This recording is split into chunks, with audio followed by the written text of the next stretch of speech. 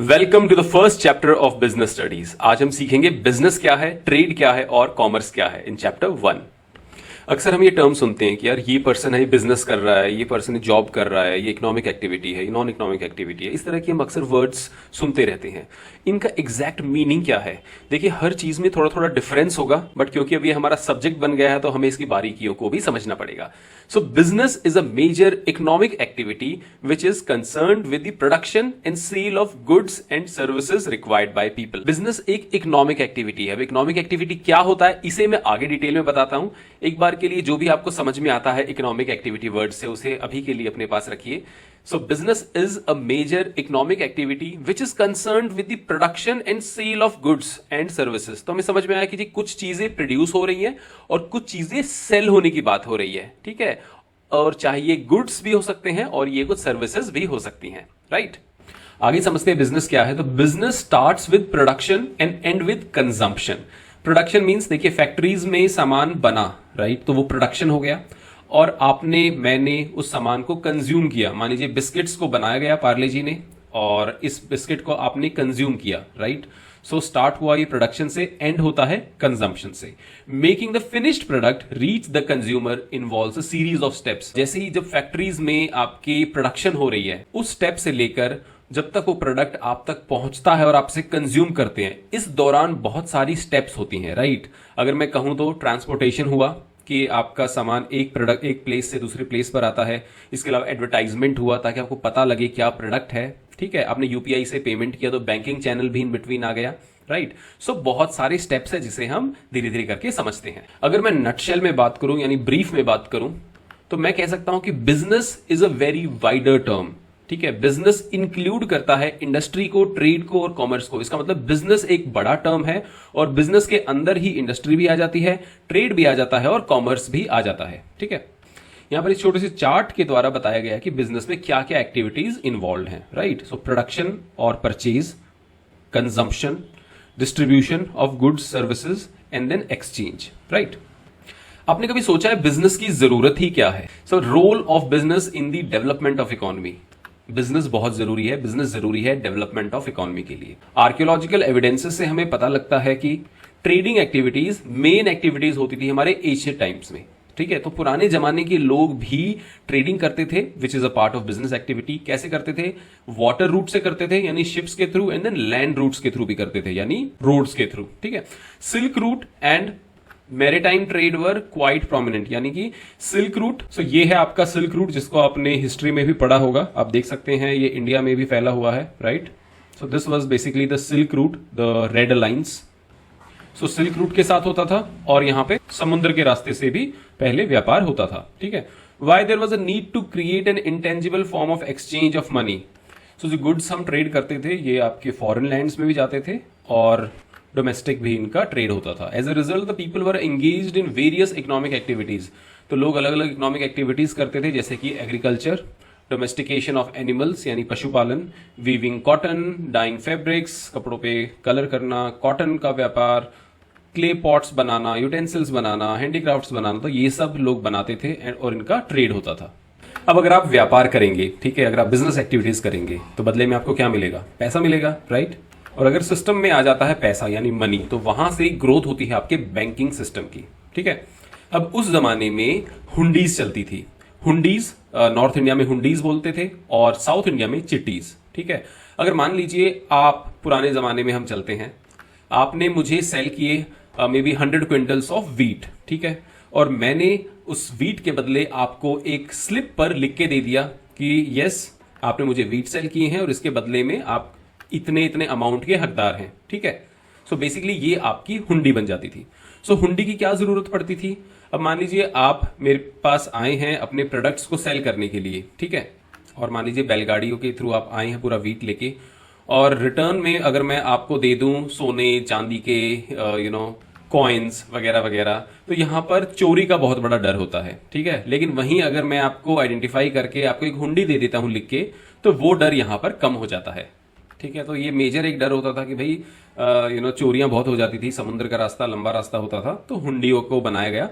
और हुंडी का मतलब वैसे है टू कलेक्ट, ठीक है। तो आपने सामान बेचा, बदले में आपको एक हुंडी मिल गई, हुंडी का मतलब है कि आप इतना अमाउंट मुझसे कलेक्ट कर सकते हैं, ठीक है। अब जो भी हुंडी का होल्डर होगा, यानी जिसके पास भी वो हुंडी होगी, वो व्यक्ति उतना अमाउंट कलेक्ट कर सकता है। और ये लिखा जाता था वर्नैक्युलर लैंग्वेज में, यानी वहां की लोकल लैंग्वेज में। तो इससे क्या होगा, इससे बेसिकली ट्रेड करने में, व्यापार करने में बहुत सपोर्ट मिलता था। हुंडीज, चिट्टीज, ये सब आउटडेटेड हो चुका है अभी आज की डेट में। लेकिन क्योंकि कैसे व्यापार की शुरुआत हुई, ये सब चीजें हमें पता होनी चाहिए, तो सिर्फ उस पॉइंट ऑफ व्यू से हमें पता होना चाहिए कि कितने टाइप्स की हुंडीज हैं, राइट।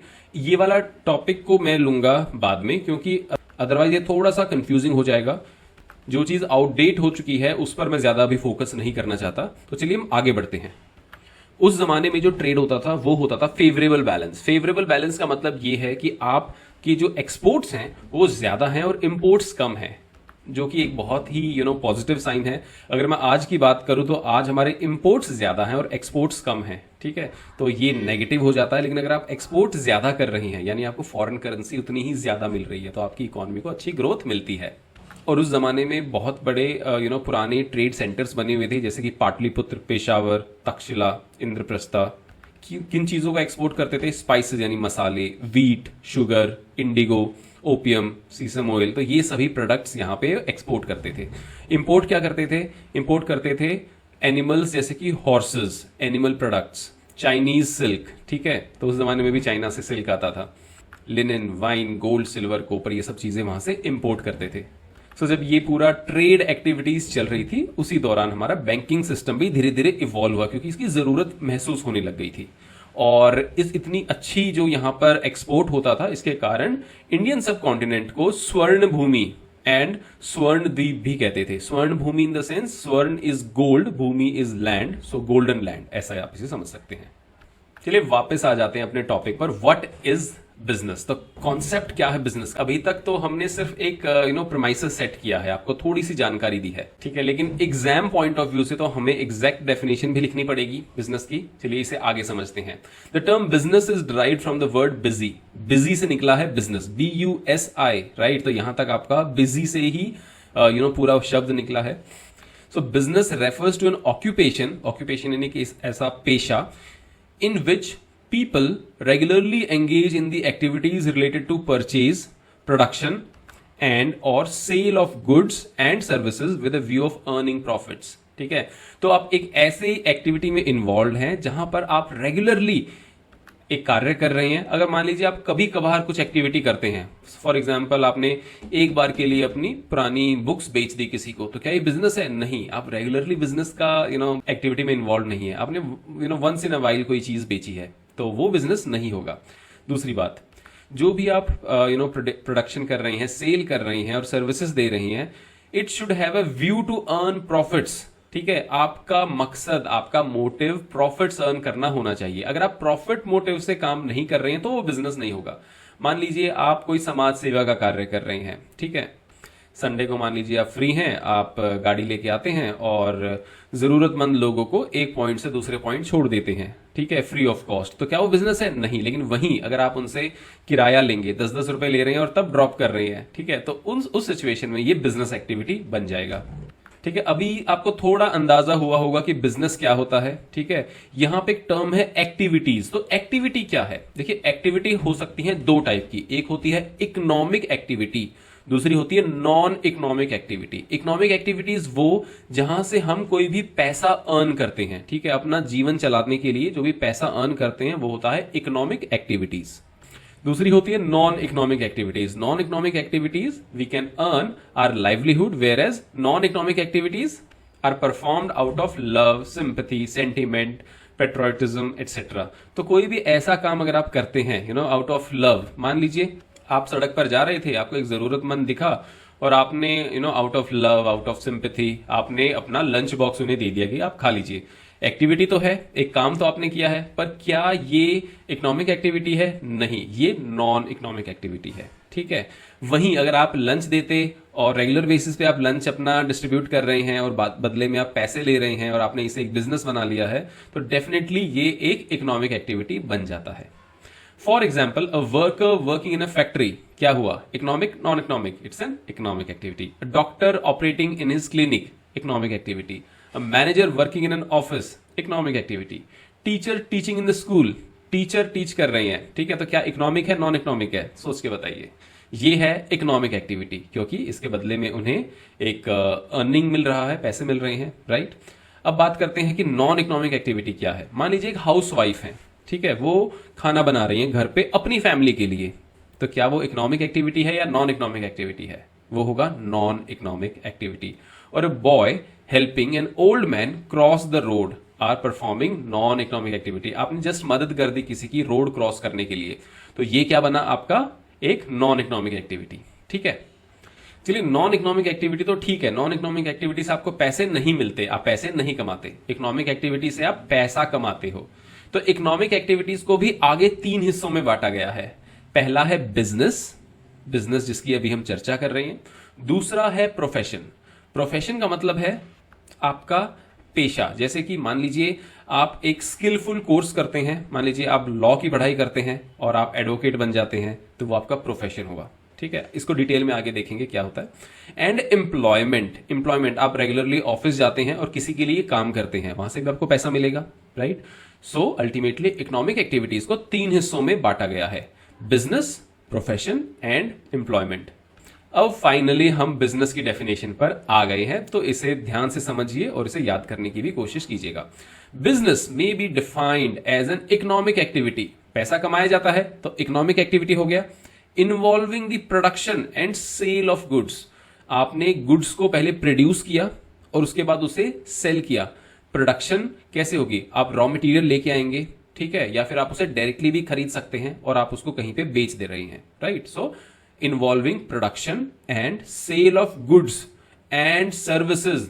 तो यानी कि सिर्फ गुड्स की बात नहीं हो रही है, सर्विसेज भी दे रहे हैं, ठीक है। मान लीजिए आपने एक बस खरीदी और बस के थ्रू आप पॉइंट ए से लेके पॉइंट बी तक, मान लीजिए आप गांव में रहते हो तो अपने गांव से लेके शहर तक आप उस बस के थ्रू पैसेंजर्स को ड्रॉप कर रहे हैं। तो यहां पे आप कुछ गुड्स तो दे नहीं रहे हैं, आप एक सर्विस दे रहे हैं, ठीक है। तो ये सर्विस भी बिजनेस की कैटेगरी में आ जाती है। आगे बढ़ते हैं। With a motive of earning profits, आपका मोटिव होना चाहिए अर्निंग प्रॉफिट्स। आप सोशल सर्विस में काम नहीं कर रहे हैं, आप पैसा कमाने के लिए काम कर रहे हैं। By satisfying human needs in the society, आप किस चीज के लिए पैसा कमा रहे हैं? आप देख रहे हैं इंसानों की क्या जरूरत है। इंसानों की जरूरत है ट्रांसपोर्टेशन होना, तो वो आप प्रोवाइड कर रहे हैं। कुछ खाने पीने की वस्तुएं बना के दे रहे हैं, कोई बैंकिंग की सुविधा दे रहे हैं, तो कोई भी ऐसी चीज जिससे आप ह्यूमन नीड्स को सेटिस्फाई करें, राइट, तो वो आपका बिजनेस कहलाएगा। अच्छा, ये बताइए, क्या आपको पता है बार्टर सिस्टम क्या होता है? जब पैसे का आविष्कार नहीं हुआ था, जब बेसिकली पैसा मनी नहीं था सिस्टम में, उस जमाने में बार्टर सिस्टम चलता था। बार्टर सिस्टम का मतलब क्या है? मान लीजिए मैंने गेहूं उगाए और आपने चावल उगाए हैं, ठीक है। मुझे गेहूं बेचना है तो मैंने आपको गेहूं दे दिए, बदले में मैंने चावल ले लिया, ठीक है। अब मुझे मान लीजिए एक गाय चाहिए, ठीक है, तो मैं गया मार्केट में, क्योंकि मेरे पास गेहूं है, गेहूं लेके गया, व्यापारी को मैंने गेहूं दे दिया और उससे मैंने गाय खरीद ली, ठीक है। तो इस तरह से जब पैसे का चलन नहीं हुआ था तो उससे पहले बार्टर सिस्टम चलता था। तो आप मुझे कमेंट्स में बताइए कि बार्टर सिस्टम एक इकोनॉमिक एक्टिविटी है या नहीं है, ठीक है।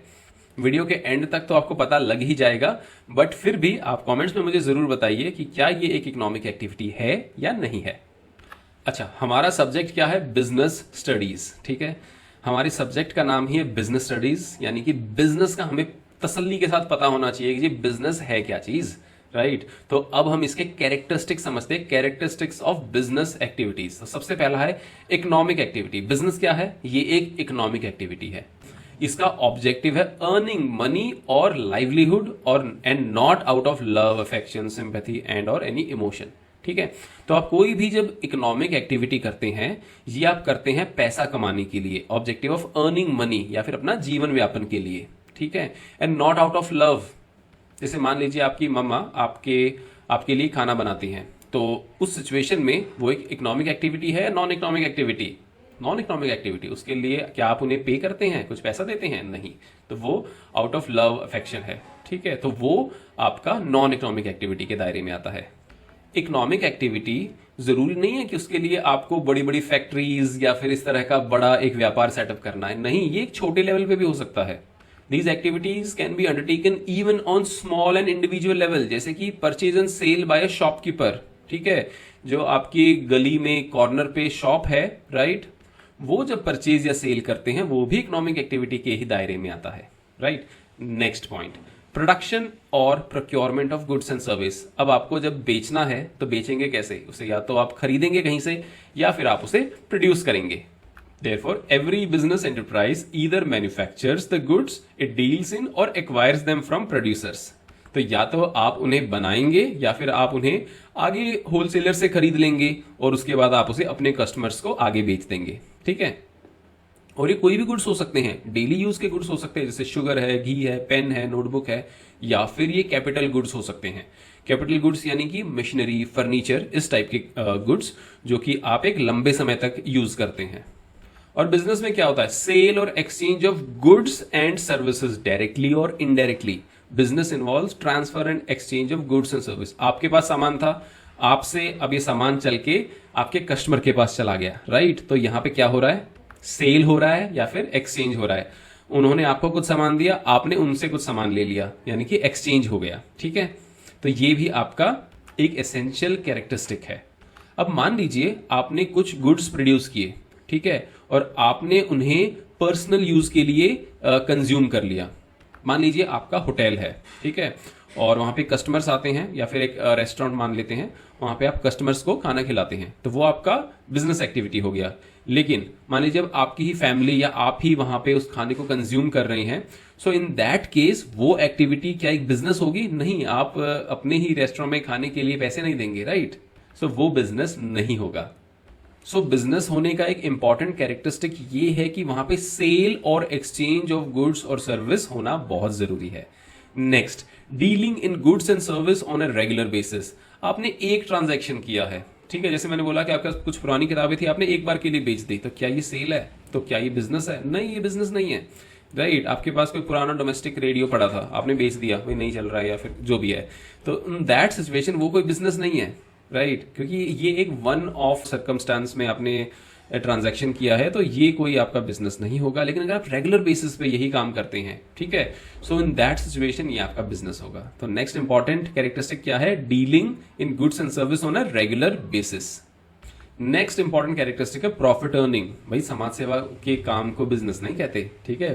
प्रॉफिट आपका मोटिव होना चाहिए, और देखिए बिना प्रॉफिट के आप सरवाइव भी नहीं कर पाएंगे। अगर मान लीजिए आपने कुछ सामान खरीदा और आपने उसे बेच दिया, लॉस में बेच दिया, तो कितने दिन तक आप उसे कर पाएंगे? थोड़े दिन में आप शायद कंगाल हो जाएंगे, राइट। सो आपका मेन मोटिव होना चाहिए प्रॉफिट अर्न करना। अगर आप प्रॉफिट अर्न कर रहे हैं तो ही आप बिजनेसमैन कहलाएंगे, अदरवाइज नहीं। Next important characteristic, uncertainty of returns. देखिए जब आप बिजनेस स्टार्ट करने वाले होते हैं तब क्या आपको पता होता है कि मैं मंथली इतना अमाउंट कमा लूंगा, एक फिक्स अमाउंट? नहीं, अनसर्टेनिटी ऑफ रिटर्न है। आपको नहीं पता कि आप एंड में, एंड ऑफ द डे या एंड ऑफ द मंथ कितना वहां से प्रॉफिट कमा पाते हैं। तो ये भी एक इंपॉर्टेंट कैरेक्टरिस्टिक हो जाता है। Next and very important one, element of risk. Business है तो रिस्क है, right. So without risk business नहीं कहलाएगा, फिर तो वो एम्प्लॉयमेंट हो सकता है या फिर और कोई काम हो सकता है। So risk is the uncertainty associated with an exposure to loss. Risk का मतलब क्या है? रिस्क का मतलब है कि आपको लॉस हो सकता है। जहां जहां आपको पॉसिबिलिटी होगी लॉस होने की, तो उसे बिजनेस की लैंग्वेज में कहते हैं जी रिस्क है। रिस्क मतलब क्या है? कि आपको लॉस हो सकता है। It is caused by some unfavourable और अनडिजायरेबल इवेंट्स। ठीक है, क्या रिस्क है? आपने सामान बहुत सारा खरीद लिया, अब आपको नेक्स्ट डे बेचना था, लेकिन रात को क्या हुआ? फायर लग गई आपके गोडाउन में, और फायर लगने के कारण वो पूरा सामान जल गया, यानी आपको लॉस हुआ, राइट। सो इसे कहते हैं element of risk. All right, so आपको बिजनेस तो अभी समझ में आ गया होगा कि बिजनेस क्या है, और अब हम समझ लेते हैं कि बिजनेस तो ठीक है लेकिन प्रोफेशन क्या है। क्योंकि हम अक्सर समझते हैं कि भाई ये इस प्रोफेशन का बंदा है, तो और दूसरी बात एम्प्लॉयमेंट क्या है, क्या एम्प्लॉयमेंट भी बिजनेस है? तो एक एक करके समझते हैं। सबसे पहला, mode of establishment. Mode of establishment का मतलब है स्थापित कैसे करोगे आप बिजनेस। ठीक है जी, आपने डिसीजन लिया कि अगर आप बिजनेस करना चाहते हैं तो आप डिसीजन लेंगे कि मैं एक दुकान खोलूंगा, एक सोल प्रोप्राइटरशिप बिजनेस, एक दुकान खोलूंगा, या फिर मैं पार्टनरशिप में बिजनेस करूंगा, या फिर मैं कोई एक कंपनी खोल लूंगा। ठीक है, तो वो कैसे आपको स्थापित करना अपना बिजनेस, क्या क्या वहां पर लीगल फॉर्मेलिटी, पेपर वर्क होगा, राइट, ये सब डिटरमाइन करता है आपका मोड ऑफ एस्टैब्लिशमेंट बिजनेस के केस में। ठीक है, अब आपको मान लीजिए प्रोफेशन स्टार्ट करना है। प्रोफेशन का मतलब क्या हो गया? प्रोफेशन का मतलब है जैसे डॉक्टर का अपना एक प्रोफेशन होता है, पेशा होता है। जब भी आप कोई एक स्पेसिफिक पढ़ाई करते हैं और एक लाइसेंस ले लेते हैं और उसके बाद अपनी सर्विसेज किसी को देते हैं, तो उस केस में वो बिजनेस नहीं रहता, वो प्रोफेशन बन जाता है। जैसे डॉक्टर है, लॉयर है, चार्टर्ड अकाउंटेंट है, राइट। सो ये सब प्रोफेशन के दायरे में आता है। प्रोफेशन आप कैसे कर सकते हैं? आपको मेंबरशिप लेनी पड़ती है किसी भी प्रोफेशनल बॉडी की, राइट। अब जैसे मान लीजिए अगर आप एक चार्टर्ड अकाउंटेंट हैं तो आपको प्रोफेशनल बॉडी यानी कि ICAI का यहाँ पे मेंबरशिप लेना पड़ेगा और वहां से वो आपको एक सर्टिफिकेट ऑफ प्रैक्टिस देंगे। सिमिलरली अगर आप डॉक्टर हैं तो आपको डॉक्टर्स की जो संस्था है वहां से आपको एक सर्टिफिकेट लेना पड़ेगा, यानी कि उसके लिए आपको पढ़ाई भी करनी पड़ेगी और फाइनली एग्जाम क्लियर करने के बाद आपको वो एक मेंबरशिप देंगे, सर्टिफिकेट देंगे, तभी आप उस प्रोफेशन में काम कर सकते हो। ठीक है, अब बात करते हैं एम्प्लॉयमेंट की। एम्प्लॉयमेंट बेसिकली नौकरी, ठीक है। तो हम सबके घरों में आसपास लोग नौकरी के लिए जाते हैं, जॉब के लिए जाते हैं, ठीक है। तो वो कैसे आप स्टार्ट करते हैं, उसके लिए आपको अपॉइंटमेंट लेटर देना पड़ेगा। तो मान लीजिए आप किसी कंपनी में काम करते हैं तो आपकी जब ज्वाइनिंग होगी तो उस समय पे आपको अपॉइंटमेंट लेटर एक मिलेगा या फिर एक सर्विस एग्रीमेंट बना लिया जाएगा, ठीक है। On a piece of paper they will write कि आपके क्या क्या आप किस समय आएंगे, क्या क्या आप कार्य करेंगे, कितना आपको पैसा मिलेगा, ठीक है। तो ये सभी चीजें वहां पे मेंशन होगी। तो ये तो हो गया भाई शुरुआत, एस्टेब्लिशमेंट, यानी आप स्थापित कैसे कर रही हैं अपनी एक्टिविटी को। Next, nature of work. अभी कैसा काम होता है बिजनेस में? बिजनेस में होता है provision of goods and services to the public. आप क्या करते हो? आप गुड्स का मतलब है कोई भी वस्तु, वाटर बॉटल्स है, मॉनिटर है, कंप्यूटर है, कोई भी वस्तु, या फिर सर्विसेज। सर्विस यानी बैंकिंग सर्विस हो सकती हैं, ट्रांसपोर्टेशन सर्विस हो सकती हैं, यानी कि आपने कुछ फिजिकल गुड्स नहीं दिया, आपने इंटेंजिबल तौर पे सर्विसेज दे दी हैं। प्रोफेशन में क्या होता है जी? प्रोफेशन में नेचर ऑफ वर्क होता है rendering of personalised expert service. अगर आप एक चार्टर्ड अकाउंटेंट हैं, आपका क्लाइंट आपके पास आता है तो आप उसे टैक्सेशन रिलेटेड कुछ कंसल्टेंसी देते हैं, ठीक है। तो वो आप उसका केस बेसिस पे समझते हैं और उसके बाद आप उसे एक्सपर्ट सर्विस देते हैं, राइट। सो एक चार्टर्ड अकाउंटेंट सर्विस दे सकता है टैक्सेशन से रिलेटेड। क्या कोई नॉर्मल व्यक्ति दे सकता है? नहीं, शायद उसके पास उतनी नॉलेज, उतनी पढ़ाई उसने ना की हो और उसके पास वो प्रोफेशनल डिग्री ना हो, तो शायद वो कोई दूसरा व्यक्ति नहीं दे पाएगा। सो उसके लिए एक प्रोफेशनल ही वो सर्विस दे सकता है। तो ऐसा होता है नेचर ऑफ वर्क प्रोफेशन के केस में।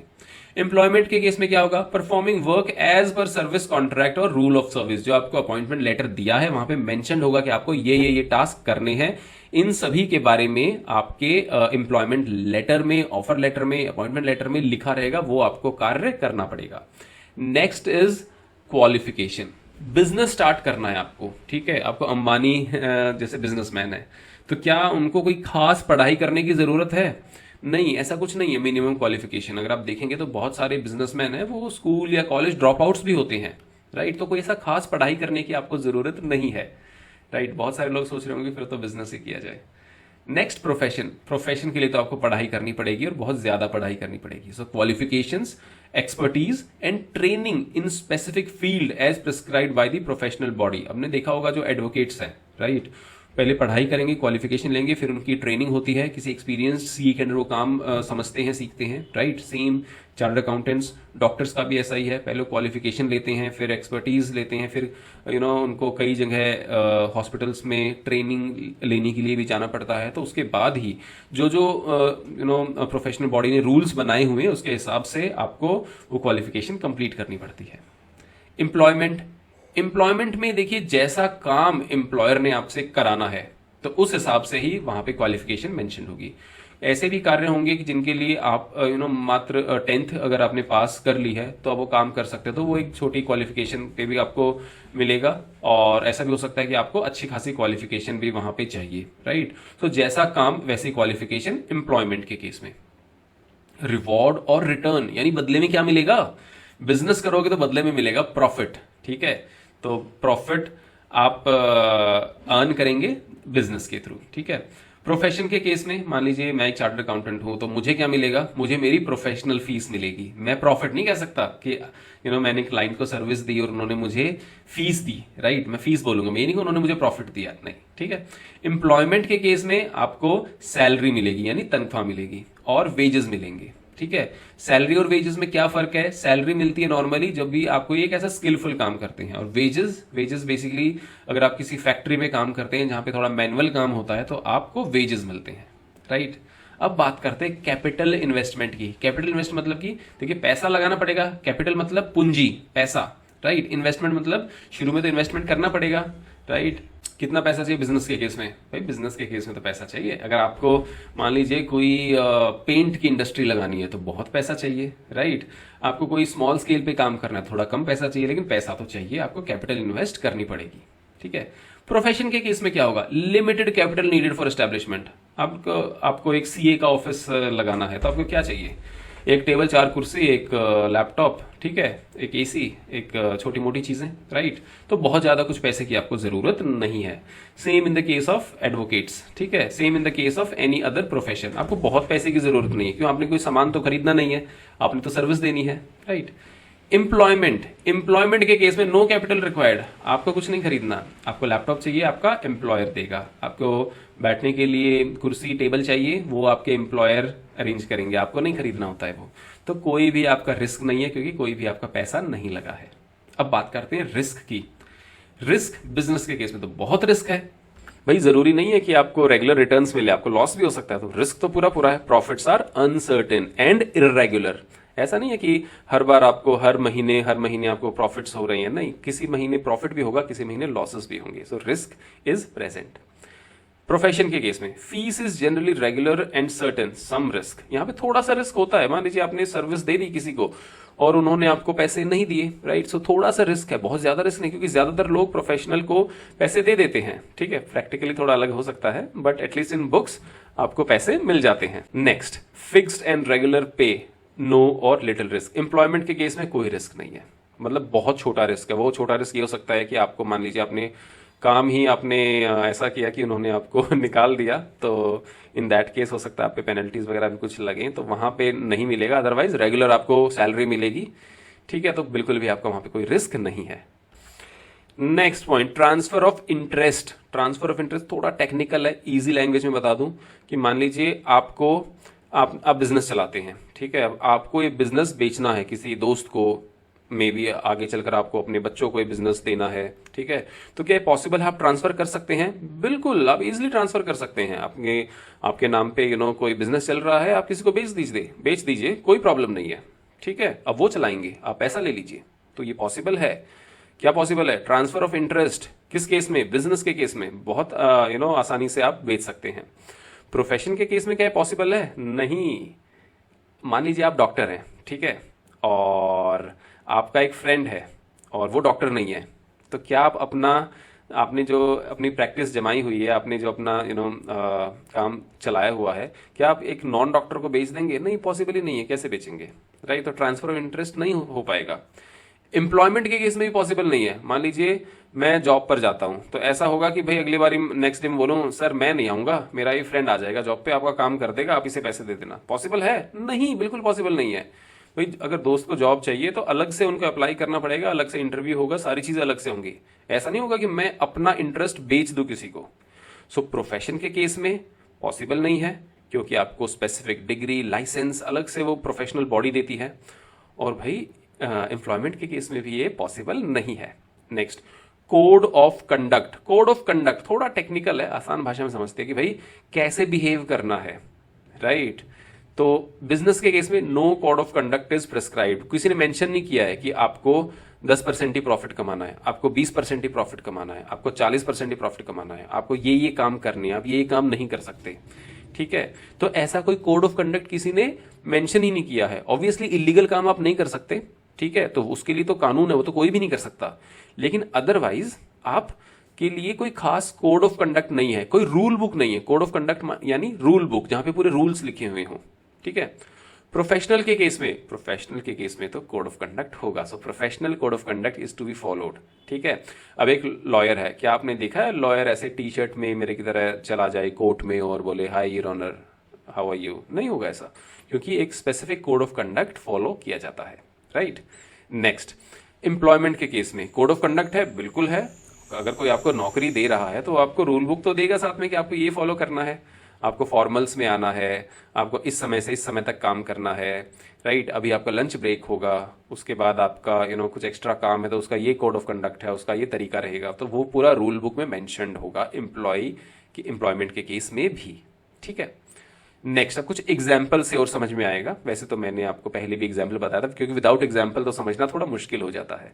सो बिजनेस, अब बिजनेस का मतलब ये नहीं है कि बिजनेसमैन हूं मैं तो मेरा कोई बहुत लंबा चौड़ा फैक्ट्रीज है, बहुत वर्कर्स काम करे, ऐसा कुछ नहीं है। एक छोटी शॉप है वो भी बिजनेस कहला सकती है, एक फैक्ट्री है वो भी बिजनेस कहला सकती है। Next, legal, medical, profession, chartered accountancy, ये सारे प्रोफेशन में आ जाते हैं। अब आप थोड़ा और अंतर समझ पा रहे होंगे, legal, advocate, medical profession, doctors वगैरह, चार्टर्ड अकाउंटेंट्स, मेरे जैसे लोग, ठीक है। नेक्स्ट, जॉब, जॉब यानी कि कोई बंदा मान लीजिए बैंक में काम कर रहा है, किसी कंपनी में काम कर रहा है, एमएनसी में काम कर रहा है, कहीं पोस्ट ऑफिस में काम कर रहा है, राइट, किसी गवर्नमेंट सरकारी डिपार्टमेंट में काम कर रहा है, तो ये आपके एम्प्लॉयमेंट के एग्जाम्पल हो सकते हैं। मुझे कमेंट्स में आप बताइए, आसपास आप किसी को जानते हैं जो बिजनेस में है तो मुझे बताइए जरूर। और कोई व्यक्ति जो प्रोफेशन में हो, अगर आप उन्हें जानते हो तो उसके बारे में बताइए, या फिर कोई ऐसे व्यक्ति जो जॉब पर जाते हैं, जॉब करते हैं, उसके बारे में बताइए, राइट। इससे आपको थोड़ा और कॉन्सेप्ट रिवाइज भी हो जाएगा। इसी वीडियो के नेक्स्ट पार्ट में मैं एक्सप्लेन करूंगा classification of business activities. Otherwise एक वीडियो काफी लंबा हो जाता है, आपको भी सुनते सुनते नींद आ जाएगी, राइट। सो ऑलमोस्ट मेरे पास 12 पेज मैंने कवर किए, ऑलमोस्ट 12 पेज बचे हुए हैं। So 50% we will cover in the next video. Concepts को समझ के चीजों को सीखते रहिए। Thank you so much for watching. मिलते हैं नेक्स्ट वीडियो में।